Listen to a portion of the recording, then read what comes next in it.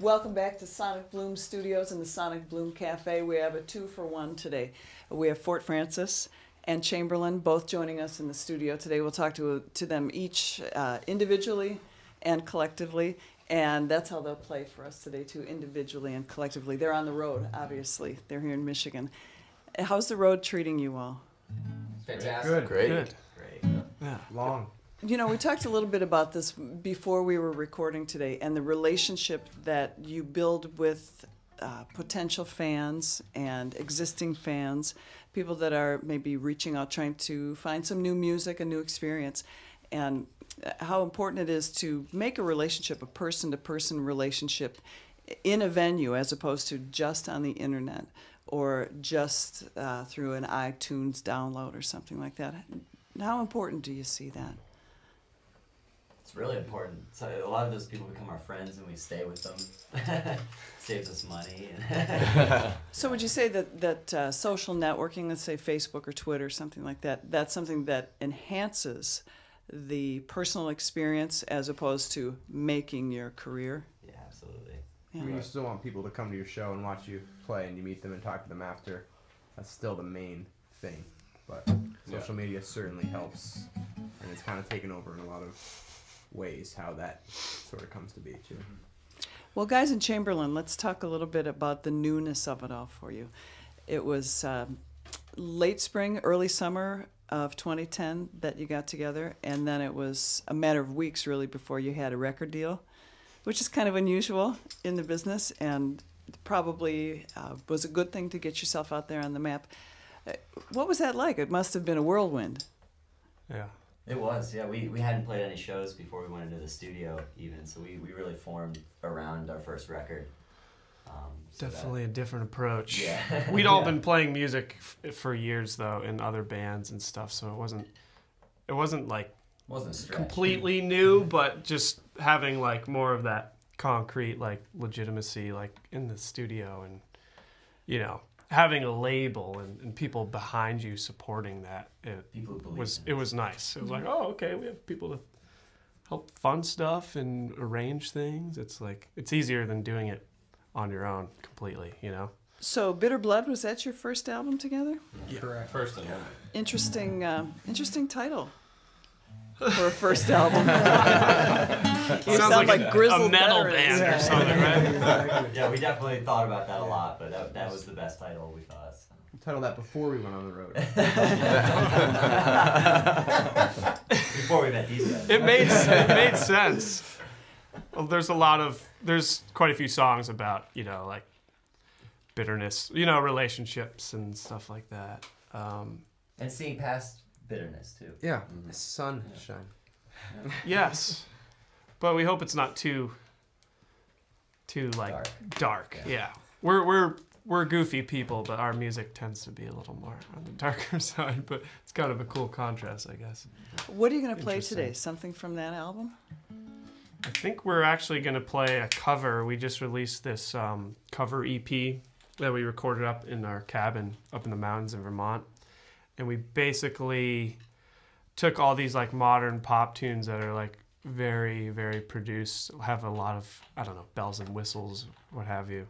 But, and they're kind of like on the electro side, but basically they're very different from our own music. And we kind of adapted them and made them our own, kind of stripped them down acoustically, and they were happy, and then we made them sad. That's pretty good. It was a fun process. I saw that you covered Kanye West. That's an interesting choice. Yeah, Kanye West. I think we're gonna play one by Vampire Weekend, but what else did we? What other bands? Well, we made it really interactive for our fans. We put up a list of songs that were possible covers, and we had them vote on the songs on our website. So they sort of got to choose what we would then go record.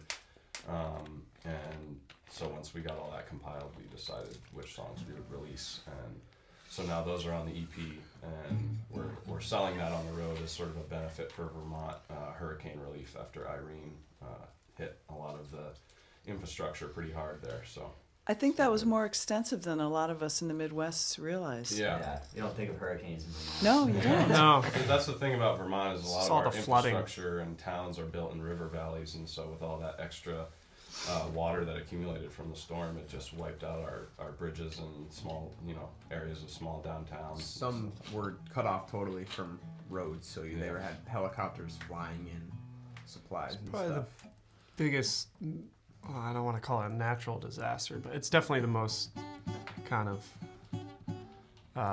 Worst thing that's happened. yeah. I also didn't want to say I didn't want to say trauma, but that kept coming. I mean, it wasn't like That's pretty catastrophic. catastrophic. Yeah. A lot of communities, Yeah. definitely. So you're out on the road all the time now, or you have been for the last 10 months or a year. When you go home, do you go home to Vermont? Yes. Yeah, absolutely. we're on the home stretch here. 2 more weeks, and we're all looking forward to getting back. All right. But we missed fall basically. Yeah. Dang. It was nice to see some foliage on the drive. Yeah. Yeah, it was very familiar. It was nice. And then, going and looking at the lake, looking at the bay, it looked very familiar to us too. We were commenting how much it looked like Champlain, so. Well, let's hear something from Chamberlin. Cool. All right. Okay.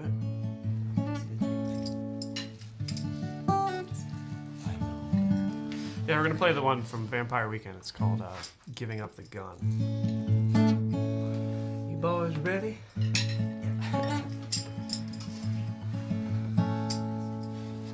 All right.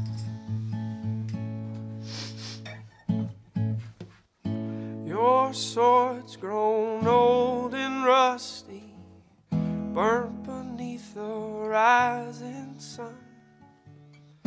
It's locked up like a trophy, forgetting all the things it's done.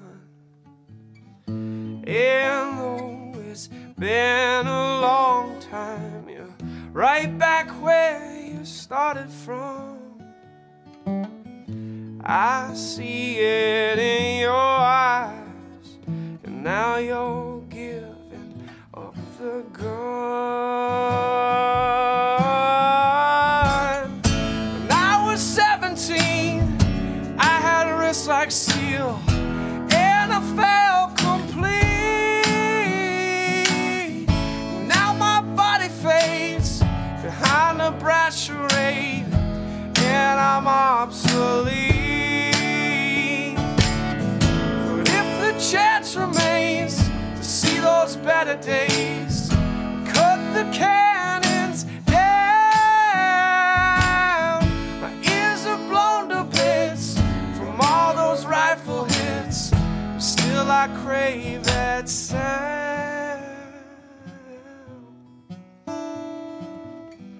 Your sword's grown old and rusty, burnt beneath the rising sun.